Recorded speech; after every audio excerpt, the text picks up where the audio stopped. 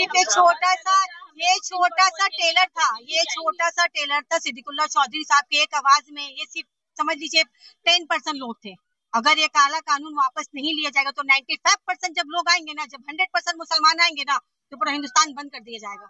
वापस नहीं लेगा तो जिस तरह ये प्रोटेस्ट चल रहा है चलता रहेगा। किसान का भी बोला जा रहा था मोदी कि किसान बिल वापस नहीं लेगा, लेकिन कंसिस्टेंसी जो है बहुत इंपॉर्टेंट है। हम लोग लगातार जो है कोशिश करते रहेंगे किसी भी तरह ये बिल जो है वापस ले लिया जाए। आप जमीन के बात छोड़िए, जमीन तो छोड़िए, वक़्फ़ नमाज पढ़ने के लिए रोका जा रहा है। छत में नमाज पढ़ने के लिए रोका, जो छत में नमाज पढ़ेंगे उनका रोज अजान देने के लिए मना करे, छत पे नमाज देने के मतलब पढ़ने के लिए मना करे, बोले जो छत में नमाज पढ़ेगा उसका पासपोर्ट रिजेक्ट कर दिया जाएगा।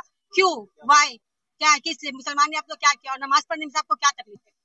क्या तकलीफ है? आज दुनिया कायम है ना, तो मुसलमान की इबादत की, और जब तक दुनिया कायम इस वक्त तक रहेगी, जब तक एक मुसलमान जिंदा है और इसका ईमान जिंदा, तब तक ये दुनिया कायम रहेगी। टारगेट किया जा रहा है, हमेशा टारगेट किया गया और अभी भी टारगेट किया जा रहा है, लेकिन हम लोग अब टारगेट होने वाले नहीं है।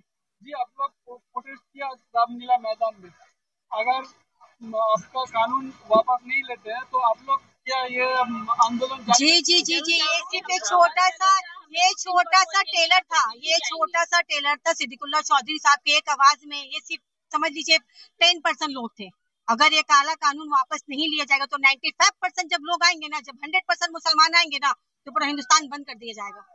जब हम लोग खड़े होंगे ना, जब आवाज उठाएंगे तो कोई नहीं बोल सकते। अभी हम लोग बस इज्जत करें, सरकार की इज्जत करें, और हम लोग अपने ईमान, और हम लोग मुसलमान हैं, और हम लोग अपने हदीस और रसूल की बात पे चलते, अपने कानून मतलब कि अपने हदीस के हिसाब से चलते। इसलिए हम लोग बस शांति से, सुकून से, बहुत मोहब्बत के साथ हम लोग एहतजाज कर रहे हैं। लेकिन हम लोग का मजहब ये नहीं सिखाता कि हम लोग लड़े, हम लोग का मजहब सिखाता है अमन व शांति बरकरार रखे। इसलिए लेकिन गुनाह करने वाले से ज्यादा गुनाहगार गुनाह सहने वाला होता है। लेकिन सरकार तो कह रही है कि महिलाओं को आगे बढ़ाने के लिए ये कानून लाया गया। यहाँ पे सरकार ने महिलाओं को बढ़ाया, बता दीजिए कितने लोगों को नौकरी मिली, आप बता दीजिए। नौकरी छीना जा रहा है, स्कूल को बंद किया जा रहा है, औरतों के साथ जुलूम किया जा रहा है। आप जाके देखिए, जब से मोदी सरकार आई इतना हादसा हुआ है ना।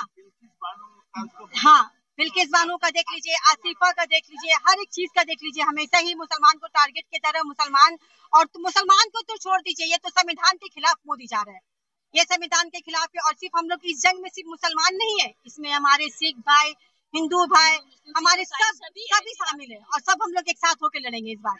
क्योंकि आज हमारे साथ है जो आज हम लोग यहाँ पे सोच रहे हैं, अगर जो हिंदू भाई हम जो देख रहे हैं, अगर वो सोच रही है सिर्फ मुसलमान के साथ है, तो मेरे भाई आप लोग आंख खोल लीजिए। आज ये मुसलमान के साथ किया जा रहा, कल ये आपके साथ किया जाएगा, कल सिख भाई के साथ, कल किसी ईसाई भाई के साथ किया जाएगा, सबके साथ किया जाएगा। जिस तरह से पंजाबी भाई ने लड़के अपना किसान बिल को वापस किया था, इस तरह हम लोग को भी दिल्ली जाना पड़े तो हम लोग काफी तादाद में दिल्ली भी जाएंगे, लेकिन इस बिल को हम लोग पास होने नहीं देंगे इंशाल्लाह। मेरा नाम निशा खान, सोशल एक्टिविस्ट हूँ मैं, और हम लोग हमेशा एनआरसी के वक्त से हम लोग खड़े रहते हैं और हमेशा खड़े रहेंगे। मेरा नाम फरजाना बेगम है, हम लोग भी सोशल वर्क करते हैं और हंसाना बसाना हमेशा रहते। जब हम लोगों को आवाज दी गई है तब तक हम लोग आगे रहेंगे इंशाल्लाह। वहाँ पे आपने जंगल को जलाया है, मासूम जो बर्ड्स हमारी, जिसको नेशनल बर्ड्स का खिताब दिया गया है, सभी जाके अजदर बदर हो रहे, उनसे उन्होंने क्या किया था आप लोगों आपका? तो मोदी सरकार किसी के नहीं होने वाला है। मोदी सरकार जब एक मुंह का जानवर का नहीं हो रहा, तो हम मुसलमान का क्या होगा? और हम लोग यहाँ से एक चैलेंज कर रहे हैं, पहले तो रिक्वेस्ट करते हैं, गुजारिश करते हैं, हाथ जोड़ के गुजारिश करते हैं कि मोदी सरकार आप है, जिंदगी पर आप रहने वाले नहीं हो, या जिंदगी पर आप राज करने वाले, तो हम लोगों का हक हम लोग से मत छीनिए।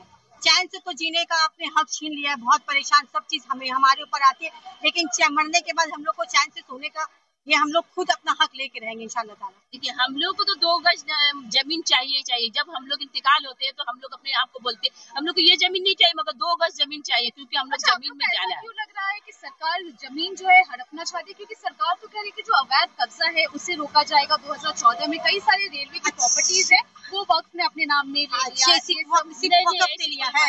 वक़्फ़ ने लिया है, और किसी कम्युनिटी में आप अपने हिंदू कम्युनिटी का दिखा दीजिए। आज अगर मुसलमान के वक़्फ़ में आप आ रहे हो, तो और भी सारे संस्था है, सभी के पास तो जमीन है, सभी के पास लागू कीजिए, सभी के लिए। जिसमें बैठे हुए हैं वो उसका भी वक़्फ़ जमीन है, वो तो उनको पहले वार उनको करना चाहिए था, क्योंकि वो जमीन क्यों वो लेके बैठे हुए हैं? आप मुसलमान के पीछे पड़ गए।